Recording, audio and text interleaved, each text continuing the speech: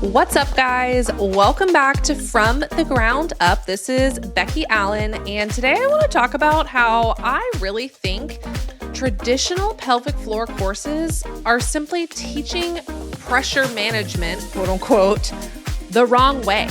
We're focusing on the wrong things, you guys.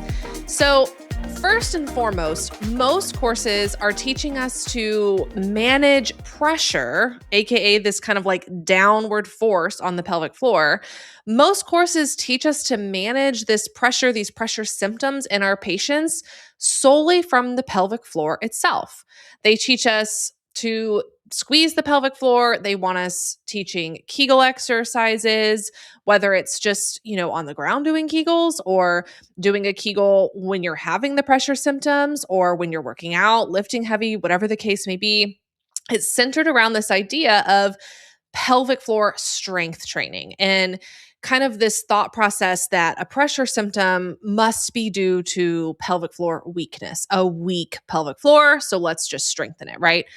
They'll also teach us to just simply elevate the pelvis, to offload it, right? Like we're taught bridges. Bridges is both a strengthening exercise for the glutes and pelvic floor and core and hamstrings and all that, but it also elevates the pelvis. And, kind of the line of thinking that we're taught is this offloads the pelvic floor via gravity, and that helps pressure symptoms while we are simultaneously, quote unquote, strengthening due to the weakness issue.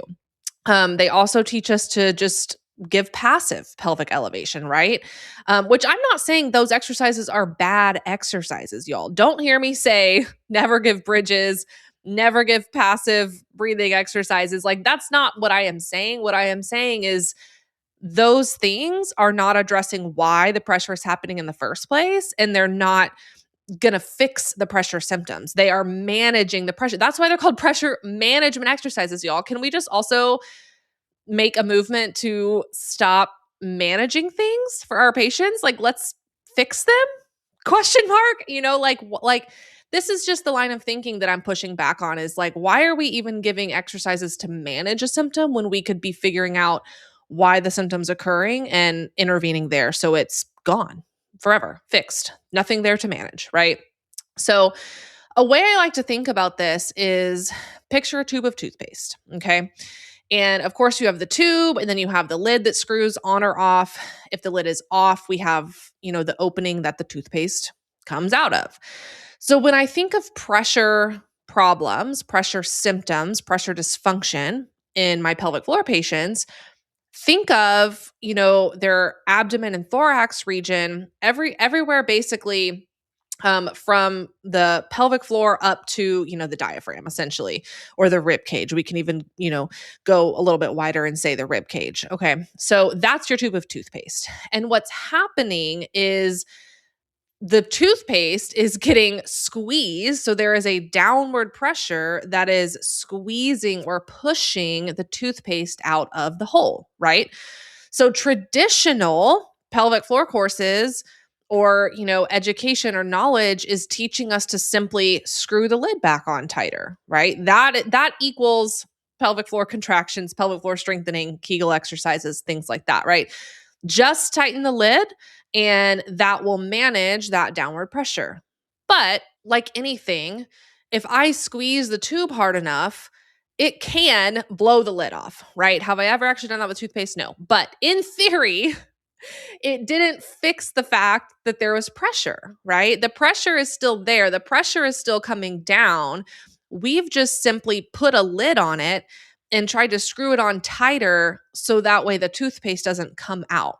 Or in our patients, the pee doesn't come out or the bladder doesn't come out, right? And so that's kind of this parallel that I want you to be picturing and thinking through as I walk through what we should be doing to address pressure issues, okay? It's that tube of toothpaste example. Traditionally, we're taught just screw the lid back on tighter, okay? And that is management. That is managing the downward pressure. What we should be doing instead is treating the pressure as a holistic system issue, not an issue at the pelvic floor itself or the lid itself, right? The pelvic floor is the victim to the pressure. It's not the actual problem. Okay. It's just like if we squeeze the tube of toothpaste hard enough and we blew the lid off, the lid wasn't necessarily faulty. The pressure just became too much for the lid to contain, right? And so people saying, well, just fix the lid, right? Tape the lid back together, screw it on tighter this time, doesn't fix the underlying problem that there was too much pressure coming down in the first place. And so there is a simple formula that has helped me just completely turn the way I understand pressure upside down on its head, the way it should be thought of. And that formula is pressure equals force over area. Okay, so it's three simple components. Pressure is on one side of the equation, and force over area is kind of the fraction on the other side of the equation. Okay, so what does this mean?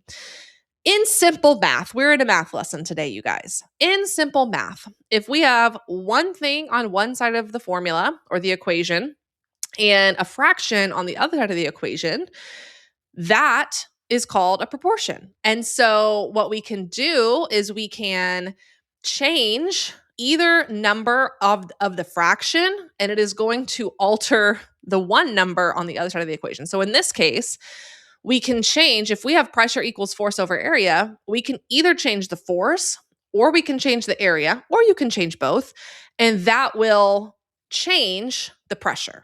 Okay, so that is how I want us thinking about treating pressure symptoms, is not managing the pressure, but actually treating why the pressure is happening. Is it a force problem or an area problem? And I'm going to explain what I mean by that. But, the way a fraction works, force over area, we either, if we want to make pressure smaller or decrease pressure, we either have to decrease the force or the number on top of the fraction, or increase the area or the number on the bottom of the fraction, right? That's how math works. So when we want to change pressure, not simply manage it with a tighter pelvic floor, tighter squeeze, screw the lid on tighter, if we want to actually change it so they don't have to think about it, manage it, deal with it ever again, we have to actually either decrease the force or increase the area or both. Okay. So what does that mean? So if we're looking at the force, if I'm saying, well, to decrease pressure, you have to decrease the force coming down, right? There's kind of three main ways that we can do this. So we can either just decrease the load altogether, and usually we avoid this one because this is telling people to just do less, lift lighter, don't do as hard of, workouts, stop jumping. This is just straight up, it's going to decrease the force because it's decreasing the load, right? Like that's pretty simple to see. And there are people who tell their prolapse patients to lift lighter and that they think that that's the solution, right? So I'm saying, yes, that will decrease the load and thereby decrease the force technically and decrease pressure. But really the only time that we want to go that route of decrease the actual load by doing less is if there's an injury or some sort of physiologic healing timeline going on, like they're 1 week postpartum, we're probably not going to go tell them to go flip tires, right? We're going to decrease the load that way. So 3 ways to decrease force is number 1, decrease the load, which typically we're avoiding unless there's a special circumstance. Okay. Number 2 is we can also distribute or displace the force, right? And we do this through increasing the space above. So, and I'm going to get into that in a minute, but that's way number 2 to decrease force is simply change how it's being distributed, right? Or displaced. And then the third way that we can decrease force is improve force transfer and absorption at other areas from the ground up. So in the kinetic chain. So think like foot, ankle, knee, hip, all of those spots where whenever we are loading, cutting, running, jumping, landing, lifting, if we improve force absorption and transfer at those other checkpoints, that's going to decrease the total amount of force that impacts the pelvic floor muscles. So pressure equals force over area. If we want to decrease total pressure, one way that we can do that is decrease total force. There are kind of 3 major ways that we can decrease the force. We can decrease the load, which is telling people to do less. We can displace the force, send it to other areas, or we can improve force transfer and absorption throughout the kinetic chain from the ground up. Okay, so those are kind of the main three ways that we can decrease the force so that we decrease total pressure. Now, what about the area, you might ask? I'm glad you asked. So increasing area, if we think of our equation, our formula, this is simply the area that the force is acting on. And in this case, it is the pelvic floor muscles, right? It's the pelvic floor. And so if we want to decrease pressure, and we're looking at the area component, this is on the bottom of the fraction. So we want to increase the area, and that will decrease the pressure. Okay. So increasing the area of the pelvic floor itself, most people have a shortened pelvic floor, right? Especially posteriorly. Most of our patients tend to be in a little bit more of an externally rotated state, whether it's, more of an anterior oriented pelvis with ilium ER, or sometimes we have that ilium ER and just the entire thing is pushed and shifted forward. Either way, that posterior pelvic floor, which is doing the bulk of the pressure management, is going to be shortened. When those muscles are shortened, that is less total area for force to come down upon, right? And so when I say increase the area, I want you to be imagining and picturing how can we actually augment, make larger, increase the surface area of the pelvic floor muscles that the force is coming down onto. Okay, so it's all math and physics, you guys. The goal is not squeeze the pelvic floor harder to manage the pressure, right? Screw the lid on tighter. The goal is actually to manipulate the pressure so that it's not above the capacity of the pelvic floor to have to manage, right? We don't actually have to decrease the amount of force coming down. We can displace it. We can improve force absorption and transfer, and that in totality will decrease the force, which will decrease the pressure.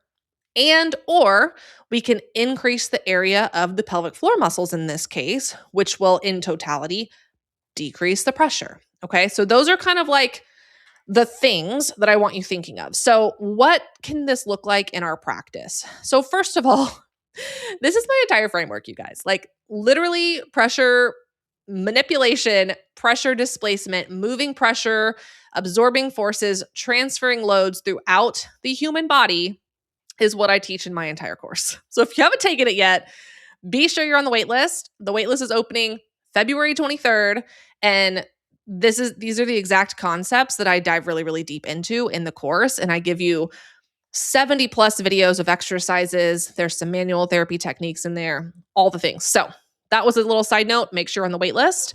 You can find that link in the show notes, but I also have it like on my Instagram, link in bio. You can DM me, all the things. Just make sure you're on it. Okay, back to our regularly scheduled programming, you guys. What can this look like in practice if we actually want to decrease pressure by manipulating the total force and area that the force is acting onto? We have to start with the part of the equation that we want to manipulate, right? So we know on this side, on the pressure side, we want that to decrease. And we know that to do that, we either have to decrease force or increase area. So pick one. Do we want to start with force or area? I'm going to just start with force and kind of go into those three ways a little bit deeper, more in detail. So to decrease force, like I said, there are kind of three main ways that we can do that. We can decrease the load. This is the one where we lift less weight, do less. Generally, we're avoiding this one or trying to, unless there's like an injury present or we're working inside of a physiological healing timeline, like early postpartum, post-surgical, all of those things. There is a time and a place to do less. What I'm saying is in pelvic health, so many of us have been taught that this is just a normal thing to tell our patients, like, oh, like just lift less or just don't do that movement or just don't jump. And I bring this up because I'm sure that a ton of you guys listening are like, there's no way people are still saying this. And I'm here to tell you this is absolutely still being said because patients call my clinic every single day and they come in for their evals every single day and they're telling the people on my team, I went to this other place and they told me to stop lifting weights. Or they told me just don't do double unders, just do the single under since you don't leak with those. Or like whatever the case may be, People are being told to do less, and it is not because of an injury or a physiological healing timeline. So it is happening. I know that if you're listening to this show, you likely have already moved beyond that way of thinking, but I have to touch on it because it is very much alive and well in our pelvic health realm. So, wanted to touch on that. We're avoiding that unless there's an injury or a physiological reason that we need to do less. Okay. So, number 2 is distribute force better or displace force better. Okay. When I think about this, I'm thinking about if we have our tube of toothpaste, right, and we're squeezing the tube of toothpaste and that is increasing pressure and it's coming down and out the tube. Okay, we want to actually displace that force. So, a way to do that is to not squeeze the tube as hard. And you're essentially creating more space in the tube for the force to distribute. Okay, so we're widening the tube so toothpaste can spread back out inside the tube. Okay, and that in the human body is like ribcage and thorax expansion, creating space above the pelvis. And I'll say most of our patients, many patients lack ribcage expansion in some area. A lot of times I see it posteriorly. So the posterior ribcage doesn't expand very well. A lot of times I see it laterally. They don't get as much lateral expansion. A lot of times I see it kind of in the anterior apical region of the lungs, right? We're not seeing as good expansion up here up top. Find the area that they are lacking expansion and create expansion there. That is the name of the game, y'all. Like that is us increasing the size of the tube of toothpaste. So toothpaste, AKA force, can spread throughout the tube and not be so concentrated down and out of the hole when we don't want it to be, right? So find the area of the rib cage, the thorax, that they are limited in expansion and create expansion there. So that way you can make more room in the tube of toothpaste. So there's less squeeze pressure coming down and out. So remember, this is not screwing the lid on tighter to the tube of toothpaste, y'all. This is creating more space above for the force to be distributed in the tube, which equals less total pressure coming down and out. Okay? Sometimes we want the toothpaste to come out when we're literally brushing our teeth. But when the tube of toothpaste is our body, we don't want the toothpaste coming out. Okay? So, third way that we can decrease force in the human body is improving force transfer and absorption, namely from the ground up. And what do I mean by that? This is the kinetic chain, you guys. We must be ensuring range of motion capability. So, do they have the range of motion throughout the kinetic chain to absorb and transfer forces? And if they have the range of motion, do they have the ability to control that range of motion throughout the kinetic chain? Okay. So kinetic chain, right? If we're going from the ground up, this is midfoot loading. So do they have range of motion and control of pronation and supination at the midfoot? Do they have ankle dorsiflexion? Do they have control of that ankle dorsiflexion, right? Do they have tibial internal rotation? Do they have femoral internal rotation? Can they control that femur eccentrically as it goes into internal rotation? Do the iliums have the ability to internally rotate relative to the sacrum? Can they do this? Can they internally rotate throughout the kinetic chain? Yes or no? If they can, if they have the range of motion, can they control that IR in a way that doesn't just let them collapse into IR at any point along that chain, right? We see it when people collapse into pronation. We see it when that femur collapses inward. The inward rotation, the internal rotation is not the problem. It's the lack of control of it. We need IR, y'all. Like we need pronation, we need IR, and we need to control it. So this is kind of what I'm talking about whenever I'm talking about changing force via improving force transfer and absorption, because the more points on this kinetic chain that we are better absorbing the force and transferring it like it's made to be transferred throughout the kinetic chain, it is going to make its way up to the pelvic floor and ultimately be less pounding of force on the pelvic floor. So decreased force. Okay. So those are kind of some ways to be thinking about the main 3 ways that we can decrease the force on that side of the equation. So then what about the area, right? So we want to decrease the force or increase the area the force is acting on, or both. So let's talk about area. In this case, the area is the size of the pelvic floor or the area of the pelvic floor, which is why we are seeing pressure symptoms there, right? Like I said, most people have kind of a shortened pelvic floor, especially posteriorly. And if the pelvic floor is shortened, that equals less area, and it's kind of shoving that pressure forward, if that makes sense. So if we can just increase space, increase area within the pelvis, the pelvic floor, that will, on the other side of the equation, decrease the total pressure, right? So that's just simple math. This is done by ensuring that the pelvic floor muscles can lengthen, right? Can they lengthen and get larger, longer, increased area? But especially can they do this under load? So when our patients are moving, when they're lifting, when they're running, when they're jumping, when they're landing, when they're cutting, when they're turning, right? Like whether it's in the gym or in real life, the pelvis must be able to do this. The pelvic floor must be able to lengthen under load. And in order to do that, the pelvis has to have internal rotation. Okay, so that's kind of how it all ties together, is like biomechanically, we have to have that internal rotation that I just talked about of the entire kinetic chain. If we want the pelvic floor muscles to be able to lengthen, AKA increase their area, okay, to other side of the math equation, decrease pressure. Okay. The muscles must lengthen to create a larger space or area, which will lead to a decrease in total pressure, which will cause symptom resolution, pressure symptom resolution. Okay. So remember, you guys, this is not about screwing the lid on tighter, which is pelvic floor strength, Kegels, squeeze whenever you're having symptoms. This is not about doing that to manage the pressure. Let's stop managing symptoms. Full stop. Okay. This is about changing the pressure altogether, hopefully without asking our patients to do less, which, like I said, this is happening, you guys. This is happening. This is about this simple formula: pressure equals force over area.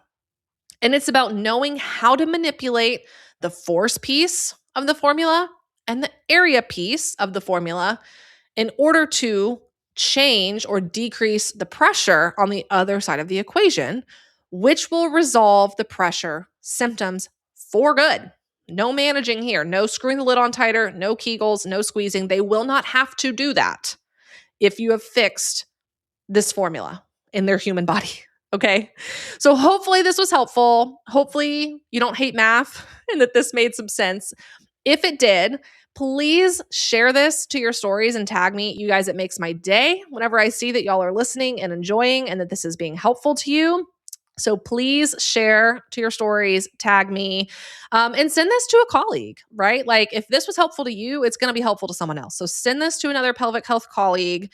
That's how we change the game ultimately, is by being better together, right? And that looks like sharing knowledge, sharing things that are helping us. And like I said earlier, be sure, if you haven't taken my full course yet, add yourself to the waitlist. Doors are opening on February 23rd.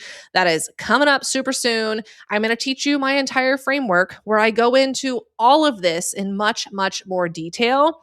I literally have an entire module dedicated to the foot, to the ankle, an entire module dedicated to just the pelvis biomechanics, another module dedicated to just the ribcage and thorax. Like, we go into some details. And like I said, you are going to get my entire exercise library. There is 70 plus exercises and some manual therapy techniques. So you're going to love it. Make sure you are on that wait list if you haven't taken it, y'all. And let's change the game.